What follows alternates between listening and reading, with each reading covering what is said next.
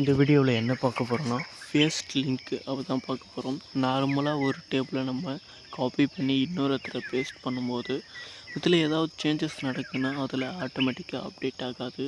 ஆனால் நம்ம பேஸ்ட் லிங்க்கை கிளிக் பண்ணும்போது அது மூலிமா ஒரு டேபிளை காப்பி பண்ணி பேஸ்ட் பண்ணுறோன்னா அதில் அப்டேட் ஆகும். இப்போ ஒரு டேபிளை நான் காப்பி பண்ணி பேஸ்ட் பண்ணிக்கிறேன். இதில் பார்த்தீங்கன்னா பாபுன்றவர் 8 நாள் ஒர்க்கிங் வந்திருக்காரு. ஆனால் ஆக்சுவலாக ஒரு 10 நாள் வந்திருக்காருன்னு சேஞ்ச் பண்ணோம். இப்போ 10ன்ட்டு கொடுத்துட்டு என்ட்ரி பண்ணுறேன். ஆனால் இந்த ஷீட்டில் சேஞ்ச் ஆச்ச வருஷம் நம்ம காப்பி பண்ணி பேஸ்ட் பண்ணல, எந்த ஒரு சேஞ்சஸும் இல்லை. அதே மாதிரி காந்தி அப்படின்ற ஒரு 10 நாள் வந்திருக்கு. ஆக்சுவலாக நம்ம அதை என்ன பண்ண போகிறோம், 15 நாளாக மாற்ற போகிறோம். இப்போ என்ட்ரி கொடுக்குறேன், ஆனால் எந்த ஒரு சேஞ்சஸும் இல்லை. இப்போ ராஜுன்ற நேம் இருக்குது, அதை நம்ம ரமேஷன் மாற்றலாம்.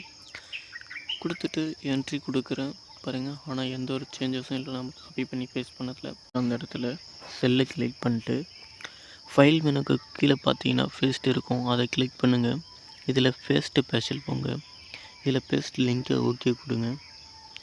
இப்போ பார்த்தீங்கன்னா உங்களுக்கு அந்த டேபிள் வந்திருக்கும். பார்த்தீங்கன்னா நீங்கள் பாபு 8 நாள் 10 சேஞ்ச் பண்ணும்போது ஆட்டோமேட்டிக்காக இதுலேயும் அப்டேட் ஆகும். சப்போஸ் நீங்கள் இப்போ குமார் 6 நாள் வந்திருக்காரு, நான் 13 சேஞ்ச் பண்ணுறேன், என்ட்ரி கொடுக்குறேன். இங்கே பார்த்தீங்கன்னா ஆட்டோமேட்டிக்காக அப்டேட் ஆகிடுச்சு. ராஜ்ன்ற பேரை நம்ம ரமேஷ்னு மாற்றலாம். என்ட்ரி கொடுத்த அடுத்த செகண்டே என்ன பண்ணிச்சு, இந்த காப்பி பண்ணி பேஸ்ட் பண்ணதுலேயும் ஆட்டோமேட்டிக்காக அப்டேட் ஆகிடுச்சு. நீங்கள் எந்த ஒரு சேஞ்சஸ் பண்ணாலும் இதில் ஆட்டோமேட்டிக்காக அப்டேட் ஆகும்.